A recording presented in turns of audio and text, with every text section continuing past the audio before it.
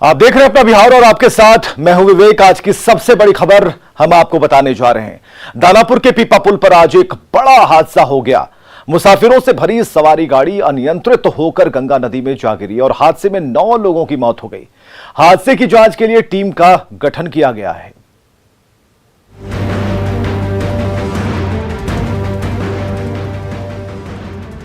दानापुर का पीपा पुल शुक्रवार को एक और हादसे का गवाह बना। जो पुल दियारा वासियों के यातायात का एक बड़ा जरिया है, वो एक ऐसे हादसे का गवाह बन गया जिसने कई जिंदगियां लील ली। एक परिवार को ऐसा जख्म दे गया जिसे याद कर लोग सिहर उठेंगे। दरअसल एक सवारी गाड़ी में सवार लगभग 15 लोग शादी समारोह से सुबह अकीलपुर से दानापुर की तरफ लौट ही रहे थे कि तभी पीपा पुल की रेलिंग तोड़ते हुए सवारी गाड़ी गंगा में जा गिरी। पीपा पुल का रेलिंग तोड़ गंगा नदी में गिरी सवारी गाड़ी को ढूंढ लिया गया है। देखिए यहाँ पर जेसीबी मशीन के द्वारा यहाँ पर उस गाड़ी को निकाला जा रहा है। देखिए गंगा नदी से वो गाड़ी निकल रही है। यहाँ पर एनडीआरएफ की टीम और जो एसडीआरएफ की टीम है वो यहाँ पर मौके पे मौजूद है। स्थानीय गोताखोर भी मौजूद है। कहा जा रहा है कि जैसे ही दियर से जब गाड़ी आई थी पुल पर, उसके बाद गाड़ी अनबैलेंस होने के कारण रेलिंग तोड़ता हुआ गंगा नदी में समाहित हो गया। हादसे की सूचना मिलते ही मौके पर अफरा तफरी मच गई। सैकड़ों की भीड़ जुट गई। आनन फानन में स्थानीय गोताखोर और फिर रेस्क्यू टीम के लोगों ने ऑपरेशन शुरू किया। जैसे जैसे नदी में एक एक शव बाहर निकाले जा रहे थे, लोगों का कलेजा मुंह को आ रहा था, क्योंकि हादसे के शिकार लोग एक ही परिवार के सदस्य बताए जाते हैं। पाटलिपुत्र के स्थानीय सांसद रामकृपाल यादव ने हादसे पर दुख जताया है। उन्होंने पीड़ित परिवार के सदस्यों से मुलाकात की है। दुखद है, स्तब्ध हूँ। अकीलपुर गांव के थे, शादी में लोग आए थे। चित्रकूट नगर में इनका दानापुर में मकान भी है, वही लोग जा रहे थे। तो अत्यंत ही दुखदायी घटना है, स्तब्ध है पूरा। हम सब लोग ईश्वर से कामना करते हैं कि मृतक को आत्मा की शांति मिले, मृतक परिवार को ढाढ़स मिले। सब परिवार के लोगों से मिला हूं। हमारे सहयोगी शैलेंद्र ठीक हादसे की जगह वाले स्पॉट पर पहुंचे और बताने की कोशिश की कि हादसा कैसे हुआ था, जबकि दानापुर के विधायक रीतलाल यादव हादसे पर सियासत करने से नहीं चुके। यही पीपा पुल का वो जगह है, यही रेलिंग है जिसे तोड़ करके सवारी गाड़ी गंगा जी में गिरी। और उसमें कहा जा रहा है कि लगभग 10 से 15 लोग सवार थे गंगा नदी में जब गाड़ी गिरी थी उस वक्त। और खास तौर पर देखिए वो ढलान है और उस ढलान पर से गाड़ी अनबैलेंस हुई और इसके बाद ये पीपा पुल का रेलिंग तोड़ते हुए सवारी गाड़ी गंगा नदी में गिरी। और वैसा ही सारे के सारे टूट करके पुल तोड़ करके नीचे गिर गया। अभी देखा जा सकता है कि सारा उनका सामान भी है, इधर भी है, उस तरफ भी है, सामान तितिर बितिर हो चुका है। तो पुनरावृत्ति घटना नहीं होता अगर जो यहाँ के शासन प्रशासन की मंशा अगर जो साफ होती तो, लेकिन यहाँ के शासन प्रशासन की मंशा साफ नहीं है। काफी जर्जर हो चुके इस पीपा पुल पर पहले भी बड़े हादसे हो चुके हैं। बावजूद इसके जब गंगा नदी के जलस्तर में बढ़ोतरी होती है तो इसे बंद कर दिया जाता है, लेकिन साल के बाकी महीने इसे चालू रखा जाता है। वैसे दानापुर के दियारा वासियों की पुरानी मांग इस जगह पर स्थानीय पुल की सालों से रही है, लेकिन हर बार कोई न कोई बहाना बनाकर इस योजना को ठंडे बस्ते में डाल दिया जाता है। अगर आज यहां स्थायी पुल होता तो क्या इतना बड़ा हादसा होता? शायद नहीं। न्यूज़ 18 के लिए दानापुर से अमरजीत शर्मा के साथ शैलेंद्र की रिपोर्ट। और इस रिपोर्ट को देखने के बाद अब ग्राफिक्स के जरिए समझाते हैं आपको कि यह हादसा हुआ कैसे। तो सवारियों से लदी गाड़ी दियारा से पटना की तरफ जा रही थी और गाड़ी जैसे ही पीपा पुल पर उतरी उसका बैलेंस बिगड़ा और फिर गाड़ी फिसलते हुए पुल की रेलिंग से टकराई और गंगा में जा गिरी। ये पुल दियारा के लोगों की लाइफलाइन मानी जाती है, कही जाती है, लेकिन 9 लोगों के लिए इस पर सफर मौत का सफर साबित हुआ। गाड़ी पुल से फिसल गई और 9 लोग गंगा की गोद में जा बैठे। गाड़ी पर सवार लोग छपरा से तिलक समारोह में शामिल होने पटना जा रहे थे। रास्ते कई थे, लेकिन एक रास्ता यह भी था जो सभी के लिए आखिरी रास्ता साबित हुआ।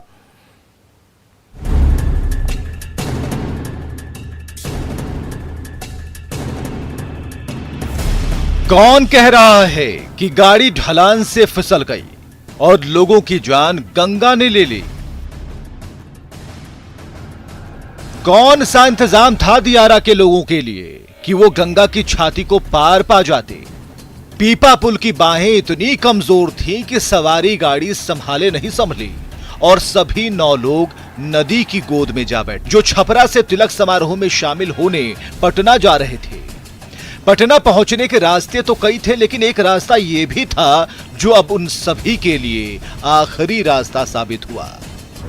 बढ़ते बिहार की जर्जर पुलिया आखिर कितना बोझ सहे? जगह जगह से छलनी हो चुके ऋण का दरक जाना क्या होता है, ये आज इस बर्माहत कर देने वाली घटना से साफ हो गया। पुलिस एक लाठी और राइफल के बल पर घंटों भीड़ संभालती रही और सेकंड दर सेकंड पानी के भीतर कई जाने आत्मा की सड़क पर बढ़ निकली। शादी में शामिल होने आए परिवार को नहीं पता था कि थैलों में खुशियों का सामान गंगा की गोद में विसर्जित हो जाएगा और दुनिया छूट जाएगी। लेकिन वाह रे प्रशासन वाह, क्या इंतजाम किया था मौत का। हर एक कदम पर पीपा पुल की कराहने की आवाज बताती रही कि अब मुझ में दम नहीं, ताकत नहीं। लेकिन कौन सुनने वाला था? 7:30 बजे की घटना के बीच हो हंगामे के शोर में खाकी आई और खादी भी आई, मगर किसी को बचा नहीं पाई, बयान देकर चलती बनी। पूरा परिवार ही उजड़ गया और मौन रहा प्रशासन। किस मुंह से कहता कि हां जिम्मेदारी मेरी है? उन मासूमों की मौत का कौन है जिम्मेदार? कौन है ये प्रशासन? कहां है? किसके लिए है जो अपने निकम्मेपन से लोगों की सांसें छीन लेता है? अमरजीत के साथ शैलेंद्र की रिपोर्ट, न्यूज़ 18। और अगली खबर की तरफ बढ़ते हैं। पटना के अगमकुआं थाने के बाहर भीषण आग लग गई, जिसने विकराल रूप धारण कर लिया। आग ने थाना कैंपस में लगी कई गाड़ियों को अपनी चपेट में ले लिया और काफी मुश्किल से, मशक्कत से आग पर काबू पाया जा सका।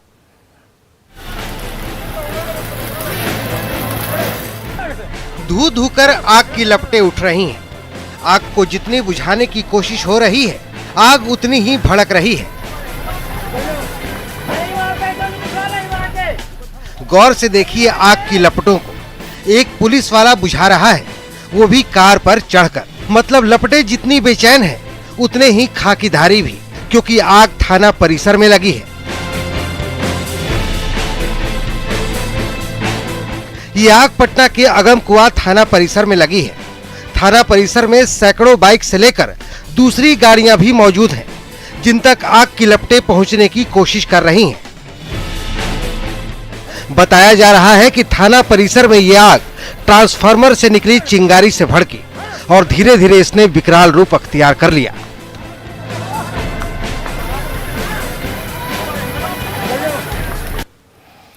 और पटना से इस वक्त की बड़ी खबर आ रही है। कोरोना से आईएएस अधिकारी रविशंकर चौधरी का निधन हो गया है। बड़ी खबर इस वक्त की, कोरोना से आईएएस अधिकारी रविशंकर चौधरी का निधन हो गया है। पटना एम्स में इलाज के दौरान उनकी मौत हो गई। स्वास्थ्य विभाग में अपर सचिव के पद पर थे रविशंकर चौधरी। स्वास्थ्य मंत्री मंगल पांडे ने शोक जताया है। और इस वक्त की बड़ी खबर, पटना एम्स में चल रहा था इलाज और इलाज के दौरान उनकी मौत हो गई। स्वास्थ्य विभाग में अपर सचिव के पद पर रविशंकर चौधरी थे, जिनकी कोरोना से मौत हुई है।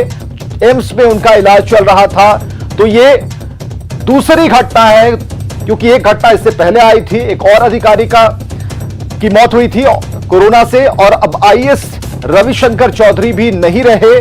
पटना एम्स में उन्होंने अंतिम सांस ली, इलाज के दौरान उनकी मौत हो गई। स्वास्थ्य मंत्री मंगल पांडे ने शोक जताया है। और बिहार का कोरोना अपडेट क्या कहता है, ध्यान से सुनिएगा। बिहार में 24 घंटे में 12,672 मरीज मिले हैं। यह 24 घंटा का आंकड़ा, ध्यान से सुनिए। 24 घंटे में 12,672 मरीज। और पटना में सबसे ज्यादा, ध्यान दीजिए, 2,801 मरीज मिले हैं। 5 जिले में 500 से ज्यादा नए कोरोना संक्रमित केस सामने आए हैं। और 24 घंटे में 1,08,000, तकरीबन 1 लाख से ज्यादा मरीजों की, तकरीबन 8,147 मरीजों की मौत हुई है। तो ये एक बड़ा अपडेट हम आपको दे रहे हैं और ये खबर आपको फिर से जागरूक करने के लिए है कि बिहार में 24 घंटे के भीतर जो आंकड़े सामने आए हैं वो आंकड़े हैं जिसे आपने नजरअंदाज किया, खुद पर कंट्रोल नहीं किया, नियमों का पालन नहीं किया। और बिहार का अपडेट यह बता रहा है 24 घंटे का कि 12,672 नए केस सामने हैं आज की तारीख में, और पटना में सबसे ज्यादा 2,801 मरीज मिले हैं। तो ये आंकड़े हम अपडेट के तौर पर आपको बता रहे हैं। बिहार का कोरोना अपडेट जानिए। 12,000 से अधिक मामलों का आना चिंता का विषय है। इधर पटना के एनएमसीएच के जूनियर डॉक्टर एक बार फिर हड़ताल पर चले गए। डॉक्टर अपनी जान जोखिम में डालकर मरीजों का इलाज कर रहे हैं, लेकिन 12 घंटे में 2 बार डॉक्टरों पर हमले हुए और इसके बाद जूनियर डॉक्टर सुरक्षा की मांग कर रहे हैं। महामारी से हर पल बढ़ रहे बीमार, मौत के तांडव से हर तरफ हाहाकार।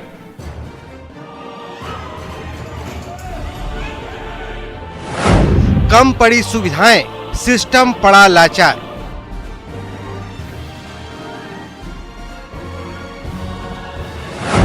मुश्किल घड़ी में मत करो डॉक्टरों पर वार।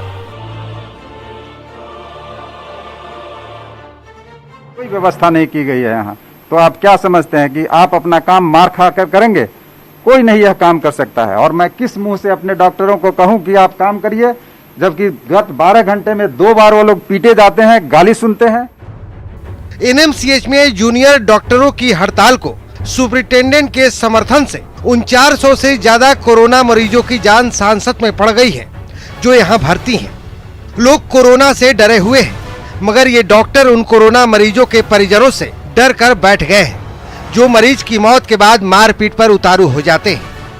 ये तस्वीर देखिए, गुरुवार शाम को अस्पताल में एक महिला मरीज की मौत के बाद परिजनों ने कैसे हंगामा बरपाया।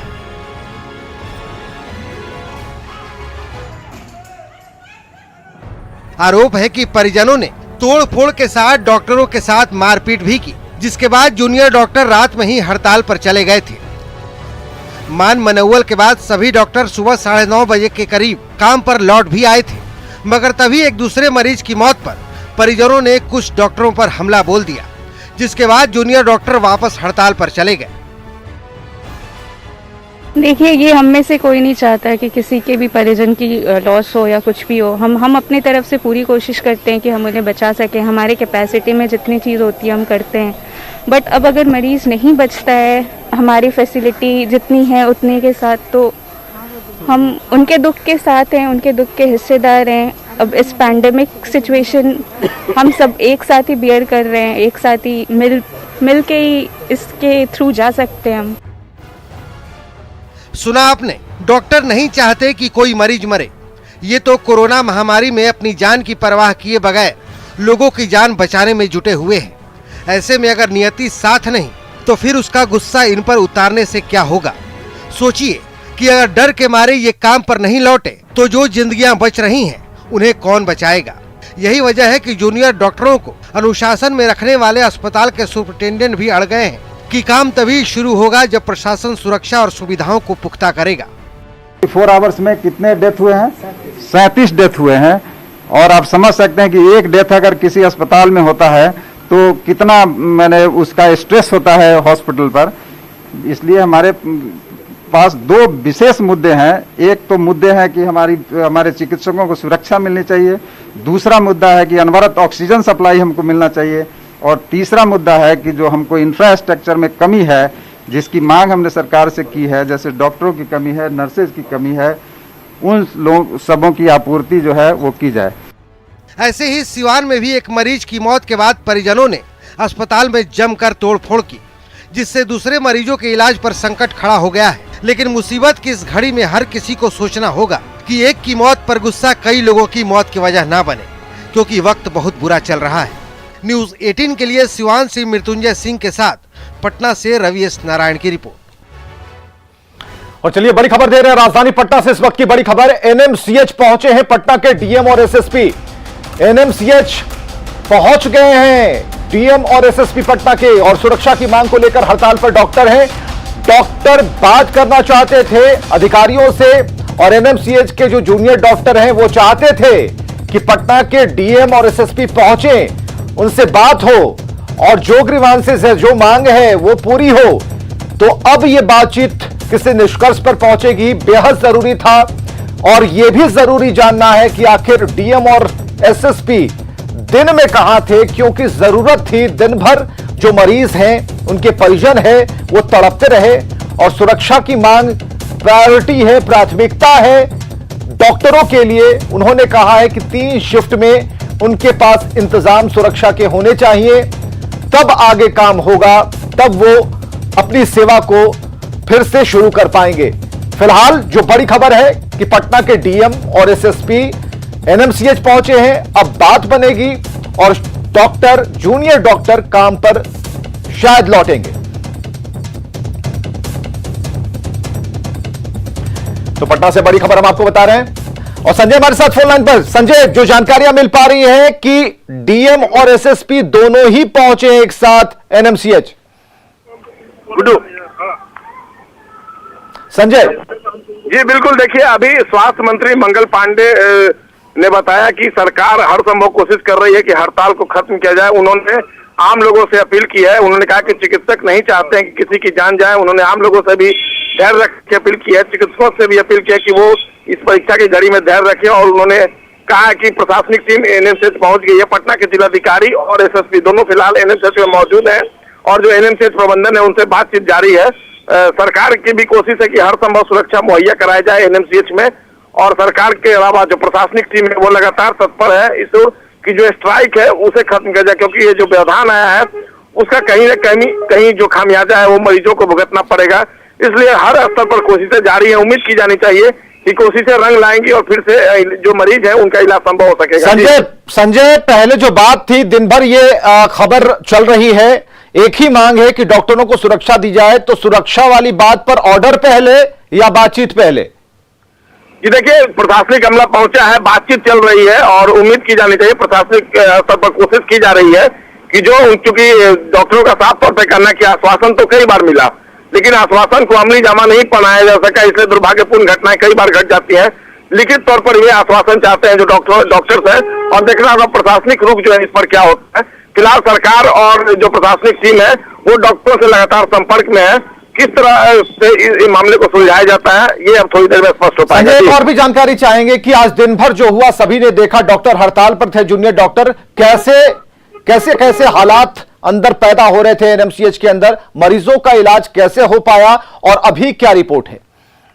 जी देखिए, बिल्कुल जिलाधिकारी चंद्रशेखर सिंह से बात हुई। उन्होंने कहा कि हर चीज के बारीकी से अध्ययन किया जा रहा है और देखा जा रहा है कि जो हालात उत्पन्न हो रहे हैं वो फिर से न उत्पन्न हो जाएं, और जो अटेंडेंट है वहां पर उनसे भी उनकी बातचीत जारी है। लोगों से वो लगातार अपील कर रहे हैं कि आप डॉक्टरों को सहयोग करिए, हम सबके लिए परीक्षा की घड़ी है, न केवल अटेंडेंट के लिए बल्कि सिस्टम के लिए भी यह परीक्षा है। खुद स्वास्थ्य मंत्री भी मान रहे हैं, और देखना होगा चूंकि गंभीरता बरत रही है, सरकार भी इस पूरे मामले को लेकर गंभीर है, प्रशासनिक टीम भी है, और डॉक्टर भी चाहते हैं कि उनके लिए केवल सुरक्षा व्यवस्था पुख्ता कर दी जाए ताकि वो निर्भीक होकर काम कर सके, माहौल बेहतर बन सके। चलिए, बहुत बहुत शुक्रिया संजय हमसे बातचीत करने के लिए। माहौल बेहतर बनना चाहिए, डॉक्टरों को उनके काम पर छोड़ना चाहिए, और जहां तक सुरक्षा की गारंटी है प्रशासन ही दे सकता है। तो प्रशासनिक अधिकारी एनएमसीएच पहुंच चुके हैं, अब जूनियर डॉक्टरों से बातचीत होगी और कोई समाधान निकलेगा और ये फिर से काम पर लौट आएंगे।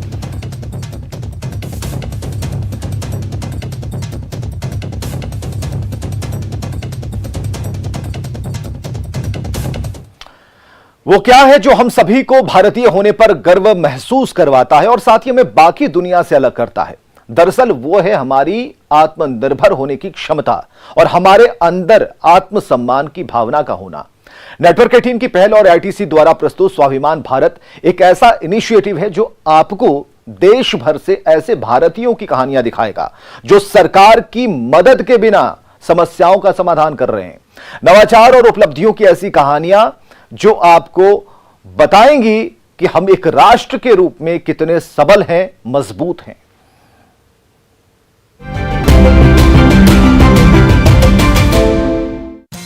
गुजरात के सबरकांठा जिले में स्थित पुंसारी नाम के इस छोटे से गांव की आबादी लगभग 6000 है। 2006 तक इस गांव में पानी और बिजली की सुविधा नहीं थी।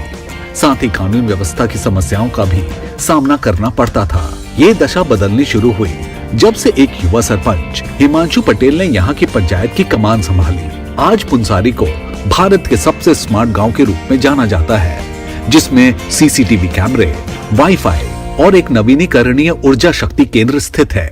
यहाँ की ग्राम पंचायत गांव वालों को स्थानीय खनिज पानी की आपूर्ति, सीवर और जल निकासी की सुविधा, एक स्वास्थ्य सेवा केंद्र, बैंकिंग सुविधाएं और एक toll free complaint reception service मुहैया करवाती है। एक स्कूल बिल्डिंग बन जाना आसान है 1 करोड़ 1.5 करोड़ खर्च से, लेकिन वहाँ पे बच्चे स्कूल जाए वो मेरे लिए एक आदर्श और एक स्मार्ट की मेरी परिभाषा है। जहाँ पे आंगनबाड़ी बन जाए, जहाँ पे अच्छी बिल्डिंग बन जाए, लेकिन वहाँ पे कुपोषित बच्चों की मात्रा 0 हो, वो मेरे लिए एक आदर्शता है। एक गांव में जहाँ पे क्राइम रेट 0 हो, नो क्राइम रेट की अगर आप बात करें तो वो मेरे लिए एक स्मार्ट और आदर्शता है। तो इन चीज़ों के ऊपर हमने काम किया है जो एक गाँव को स्मार्ट और आदर्श बनाता है। ये कहा जाना सही होगा कि पुंसारी गांव स्वाभिमान भारत के बेहतरीन प्रतीकों में से एक है।